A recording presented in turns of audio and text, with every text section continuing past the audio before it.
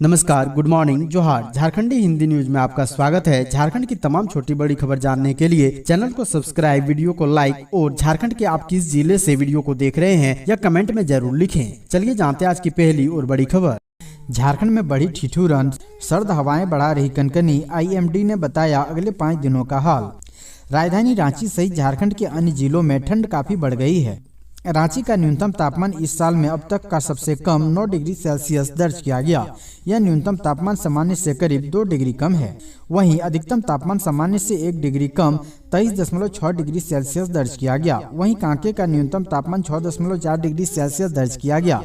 दूसरी ओर राजधानी के खुले इलाके में तापमान में और गिरावट आ रही है। कांके में भी पहली बार इस सीजन का सबसे कम तापमान 5.4 डिग्री सेल्सियस मापा गया। आसपास के खुले इलाकों में शाम बढ़ते ही ठंडी हवा अब सिहराने लगी है। प्रदेश के अन्य भागों में भी सर्द हवा चलना जारी है। इन इलाकों में कड़ाके की ठंड लगनी शुरू हो गई है। झारखंड के राज्यपाल ने डोमिसाइल बिल को वापस लौटाया, सरकार से पुनर्विचार करने को कहा। झारखंड के राज्यपाल CP राधाकृष्णन ने डोमिसाइल स्थिति को निर्धारित करने के लिए 1932 के लैंड रिकॉर्ड के इस्तेमाल से संबंधित बिल को पुनर्विचार करने के लिए लौटा दिया है। यह जानकारी विधानसभा के अध्यक्ष रविंद्रनाथ महतो ने सदन को दी। बता दें कि झारखंड में विधानसभा का शीतकालीन सत्र शुक्रवार से शुरू हुआ। सदन का यह सत्र 5 दिन के लिए बुलाया गया है। वहीं शुक्रवार को सदन की कार्रवाई थोड़ी देर चली और फिर स्पीकर ने 18 दिसंबर तक के लिए स्थगित कर दी। स्पीकर ने राजभवन से मिले आदेश को सदन में पढ़कर सुनाया। अपने संदेश में राज्यपाल ने कहा कि इस विधेयक को भारत के अटॉर्नी जनरल के कानूनी और संवैधानिक राय के अनुसार पुनर्विचार के लिए लौटाया जाता है। स्थानीय नीति से जुड़े सवाल पूछे जाने पर मंत्री जी की बदल गई बोली, कहा जब आएगा तब देखा जाएगा।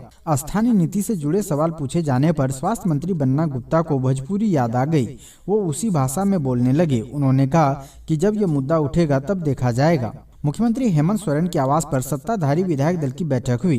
विधानसभा के शीतकालीन सत्र की शुरुआत की पूर्व संध्या पर बैठक में सत्र के दौरान विपक्ष के हमले की धार को कुंद करने की रणनीति बनी तो स्थानीय नीति को लेकर भी झामुमो ने साफ कर दिया कि वह अपनी विचारधारा और एजेंडे से पीछे होने वाला नहीं है।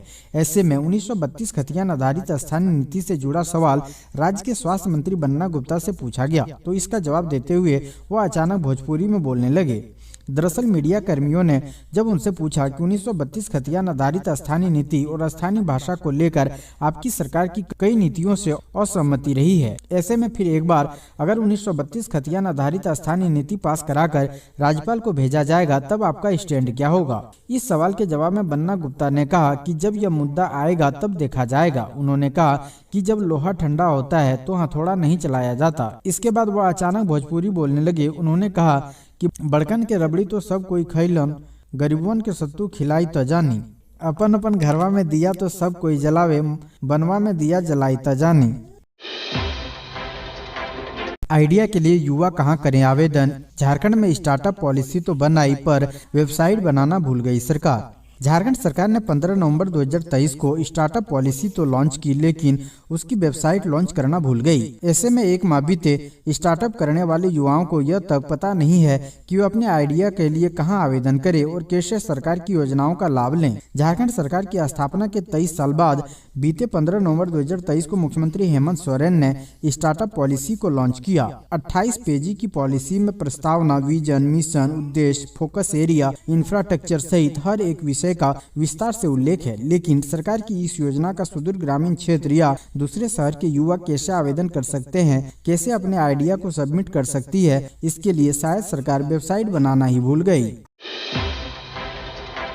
झारखंड विधानसभा के बाहर धीरज साहू कैश कांड को लेकर भाजपा का धरना। झारखंड विधानसभा के शीतकालीन सत्र के पहले दिन सदन की कार्रवाई शुरू होने से पहले कांग्रेस के राज्यसभा सदस्य धीरज साहू से संबंधित कंपनी के ठिकानों पर आयकर विभाग की छापेमारी का मामला गुंजा। धीरज साहू के ठिकानों से 500 करोड़ की बरामदगी को लेकर विपक्ष ने सदन के बाहर जमकर हंगामा किया। भाजपा विधायक पत्थर चोरी, कोयला चोरी, बालू चोरी या ट्रांसफर पोस्टिंग का भी मामला उठा रहे थे। इस दौरान भाजपा के विधायक लगातार CBI जांच की मांग कर रहे थे।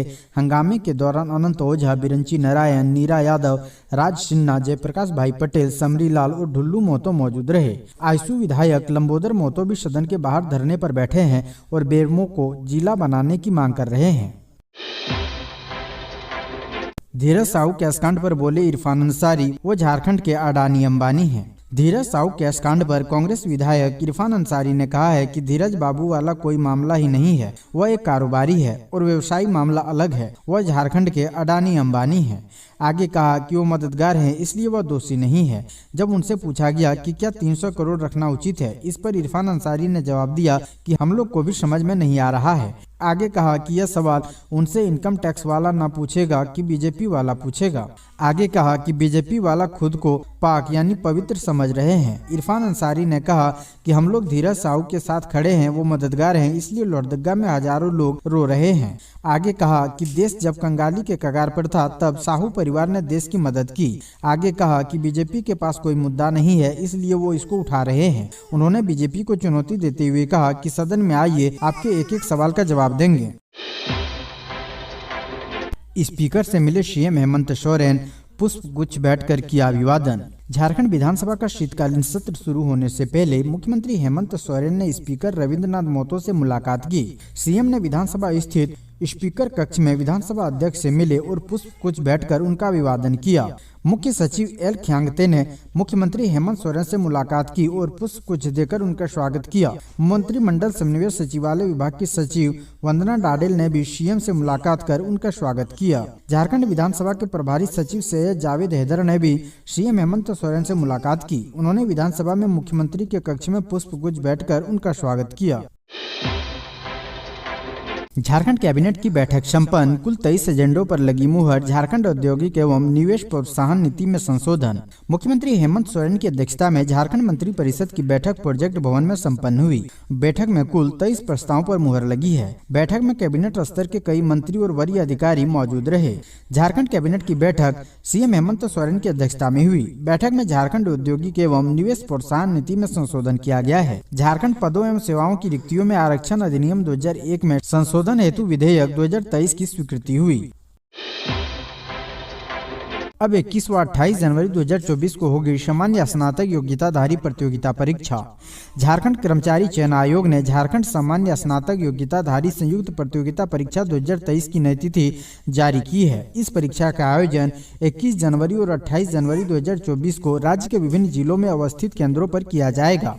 आयोग के परीक्षा नियंत्रक ने कहा है कि प्रवेश पत्र डाउनलोड करने संबंधी सूचना आयोग की अधिकृत वेबसाइट पर शीघ्र प्रकाशित होगी। आपको बता दें कि जेएसएससी ने 11 दिसंबर को इस प्रतियोगिता परीक्षा को स्थगित कर दिया था। धीरज साहू के पास कहां से आए इतने पैसे, झारखंड विधानसभा के शीतकालीन सत्र से पहले भाजपा ने पूछा। झारखंड विधानसभा का शीतकालीन सत्र शुरू होने से पहले ही धीरज साहू के ठिकानों से मिली अकुत संपत्ति का मामला गर्मा गया है। विधानसभा के मुख्य गेट पर भारतीय जनता पार्टी के विधायकों ने प्रदर्शन किया। भाजपा विधायकों ने कहा कि जनता जानना चाहती है कि ये पैसे कहां से आए। कहा कि लोग कह रहे हैं कि धीरज साहू खानदानी बिजनेसमैन है। क्या कोई खानदानी बिजनेसमैन इतना पैसा अपने घर में रखता है? भाजपा नेताओं ने हेमंत सोरेन सरकार पर भ्रष्टाचार और युवाओं के साथ वादा खिलाफी का भी आरोप लगाया है। महिला सुरक्षा का सवाल भी मुख्य विपक्षी दल के विधायकों ने उठाया है।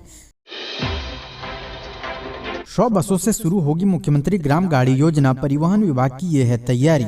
मुख्यमंत्री ग्राम गाड़ी योजना का शुभारंभ झारखंड में 100 बसों से होगा। इसकी तिथि फिलहाल तय नहीं हुई है। अभी तक परिवहन विभाग को विभिन्न जिलों से योजना के तहत 77 नई बसों का प्रस्ताव मिला है। शेष 23 बसों का प्रस्ताव मिलते ही इस योजना का विधिवत शुभारंभ होगा। इससे पूर्व विभिन्न जिलों में 25 से 35 रूटों का नोटिफिकेशन विभाग जारी करेगा।